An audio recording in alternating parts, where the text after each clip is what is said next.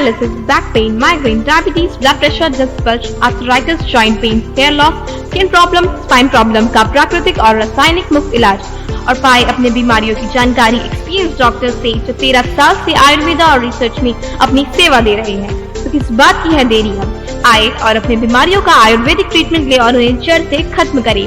Doctor Latif, Ayurveda hospital, unit of Ayurveda and panchakarma, लंबा line या VKV school, Monday to Saturday. For appointment contact 9933222553। सभी को नमस्कार। आप सभी से कुछ विषय में एक्चुअली बात करना था मुझे, और सबसे पहले तो आप सभी का धन्यवाद करना चाहते हैं इतना दिन से इतना बड़े मुद्दे पर जो आप लोगों ने दिन रात मेहनत करके जिसको कवरेज कर रहे थे, और उसके बाद जो नतीजा आज सामने आए, तो सभी मीडिया बंधु का मैं धन्यवाद करना चाहूँगी। पूरे अंडमान निकोबार के महिलाओं की ओर से, एक भारतीय जनता पार्टी का महिला मोर्चा का अध्यक्ष होने के नाते महिला और बहन माताओं की ओर से आप लोगों का बहुत बहुत धन्यवाद। जिसमें सबसे पहले मैं सबसे ज़्यादा बॉबी जी का धन्यवाद करना चाहूँगी, क्योंकि सबसे पहले जो मेहनत करके उसने जो विक्टिम का घर से वीडियो ला के जो सामने कोशिश किए थे, उसके बाद ही बाकी सब में हिम्मत हुई कि सामने आए, क्योंकि विक्टिम से बात करने का भी मौका नहीं मिल रहा था, सच्चाई जानने का मौका नहीं था, क्योंकि ऐसे कई केसेस आती है जो दब जाती है। तो ये जो आज यहाँ तक नतीजा पहुँचा है, तो उसके लिए आप लोगों का बहुत बहुत ज़्यादा, आप लोगों का जो मेहनत है, जो आप लोगों ने दिन रात ये आइलैंड के लिए सोच के किए थे, बहुत बहुत धन्यवाद आप सभी का। साथ ही हम पुलिस डिपार्टमेंट का, SIT कमेटी का, हमारे DGP सर से, उनका भी बहुत बहुत धन्यवाद करते हैं, क्योंकि वो कंटिन्यूअसली, सभी को शायद नहीं पता, क्योंकि उसका प्रेस कॉन्फ्रेंस का नेक्स्ट डे मैं और जोशना जी उनसे मुलाकात किए थे, उसके बाद भी और एक दिन भी हमारा मुलाकात हुई थी। हम लोग कंटिन्यू उनसे बात कर रहे थे। उनका जो बात था, विषय था, वो जिस तरह से वो निगरानी रखते हुए काम को कर रहे थे, क्योंकि बहुत बड़ा पावरफुल व्यक्ति है, आप सभी जानते हैं, और इतना बड़ा लेवल में कभी होता नहीं है इतना आसानी से, जो जिस तरह से एक्यूज्ड को ला के अरेस्ट हुआ, सारा प्रोसीजर जो नॉर्मल एक आम आदमी का जैसा एवर्टिन थाना में आज रखा जा रहा है, तो ये आज तक अंडमान का इतिहास में पहला बार हुआ। तो इसीलिए हम लोग उनका धन्यवाद ज़रूर करते हैं।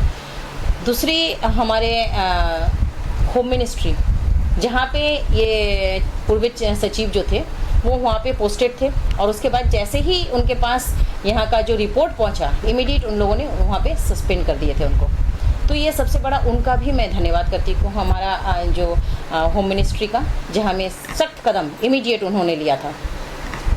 उसके बाद हम कुछ विषय पे बात करना चाहेंगे, क्योंकि इतना दिन से ये जो चल रहा था, आप लोग बहुत व्यस्त थे, जिसमें हमें नहीं बोलना चाहिए था। और शुरुआत से हम एक बात बोलना चाहेंगे कि हम लोग शुरू से जो भी, चाहे कांग्रेस पार्टी, BJP या फिर जो भी सोशल वर्कर जो भी सामने आए हैं इस मामले में, जो भी इस कार्रवाई के लिए सही ढंग से जज के लिए जो भी कानूनन प्रक्रिया के लिए हेल्प किए, उन लोगों ने कभी भी एक दूसरे पर आरोप नहीं लगाने का कोशिश, हमें अगर देखेंगे BJP का तरफ से, हम किसी पर आरोप प्रत्यारोप नहीं लगाए, क्योंकि हम ये चाहते थे कि हम मिल के, कभी भी जब आइलैंड का मुद्दा होता है, एक बेटी का मुद्दा है, तो हम सब मिल के काम करें, किसी पर हम आरोप नहीं कर लगना है।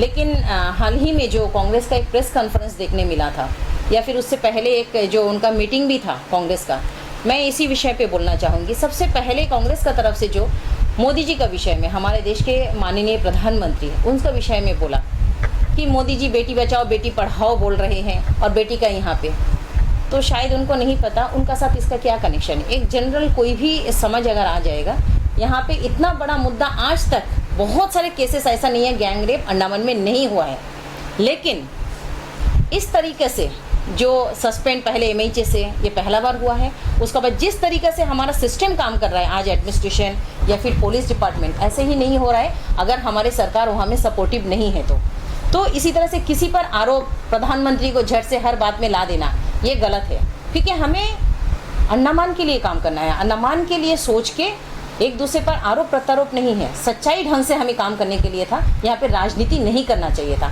जो हमने राजनीति नहीं किया, एक शब्द भी अगर मेरा पीछे का कभी उठा के देखेंगे, एक राजनीति उसमें नहीं था मेरा, तो यही हम दूसरे से भी उम्मीद करते हैं। और दूसरी बात है, जो पिछले प्रेस कॉन्फ्रेंस में हमने देखा, हमारे अंडमान के संसद, एकमात्र सांसद जी अंडमान में, उनसे आप ही लोगों के द्वारा बहुत सारा प्रश्न पूछा गया था, जिसमें उनका कहना था कि संविधान है, हम नहीं बोल सकते हैं। हुआ नहीं हुआ, हुआ भी है नहीं हुआ है, हम नहीं बता सकते, आप नहीं बता सकते। ये जो बात था बहुत ही अजीब था, क्योंकि एक इलेक्टेड रिप्रेजेंटेटिव आप ये बात बोल रहे हैं। हम नहीं बोल रहे कौन एक्यूज्ड विक्टिम, पहले भी हम बोले, लेकिन आप आवाज़ उठा के उसको सही प्रक्रिया में, जैसा साधारण लोगों के लिए होता है, क्या वो दायरे में नहीं आता? उसमें संविधान मना करके रखा है कहीं?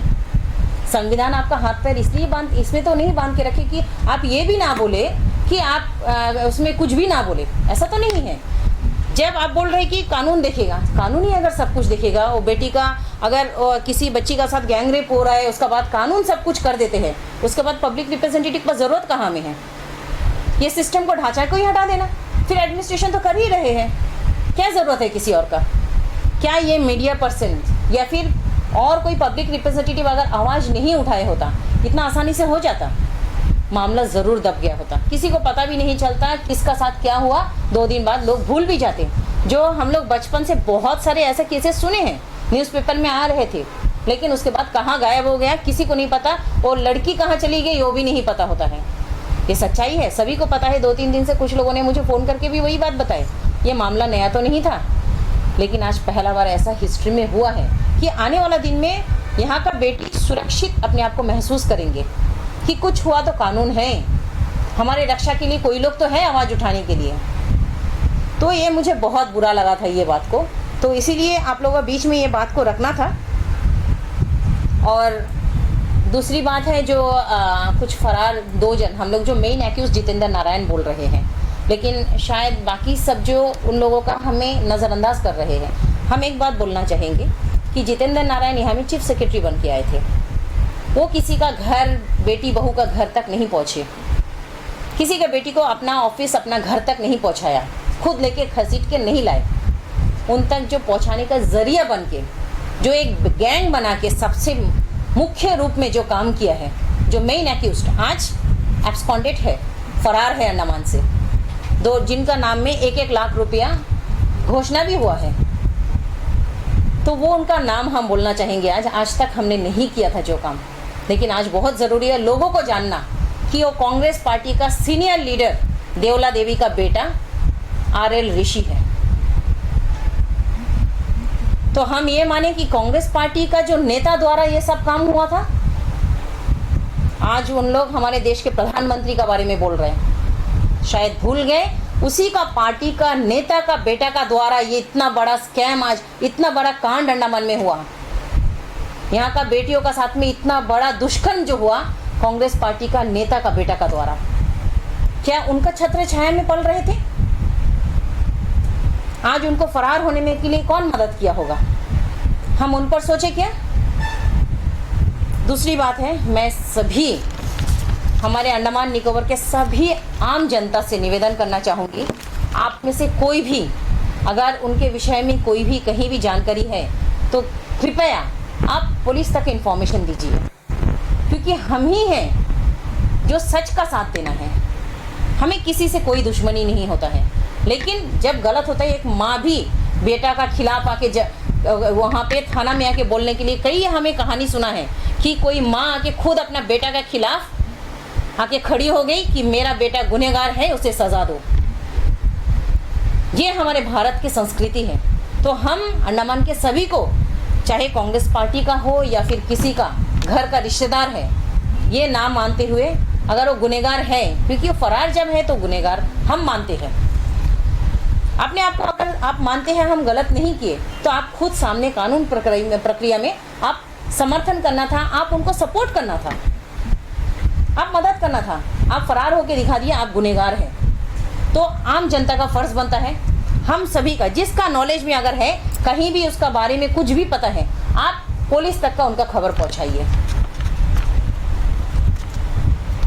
तो हम पुलिस डिपार्टमेंट से भी निवेदन है कि आप ज़रूर एक नंबर ज़रूर दे दीजिएगा, कि ताकि आम जनता वो नंबर में पूरी तरह से वायरल करे सारी जगह में, सोशल मीडिया के ज़रिए सब जगह में, ताकि वो नंबर में कोई भी आम जनता जिनको इन्फॉर्मेशन मिले वो खबर कर सके, ताकि ये केस में बहुत अच्छी तरह से जांच पड़ताल हो पाए और सच्चाई सामने आए। अभी तक जितना आया उसका आगे बहुत सारा और खुलासा बाकी है और कड़ी जुड़ा हुआ है। जैसा कि हम देख सकते हैं बहुत सारे लोगों के पास और भी कड़ी है, जो और कड़ी सामने आना चाहिए, क्योंकि ये मौका मिला है अंडमान में आज कि सही तरीक़े से सारे जितना गलत चीज़ों का सफाया होना ज़रूरी है और आने वाला दिन में एक निष्पक्ष तरीक़े से अंडमान में जो एडमिनिस्ट्रेशन का पर जो भरोसा है लोगों का होना चाहिए।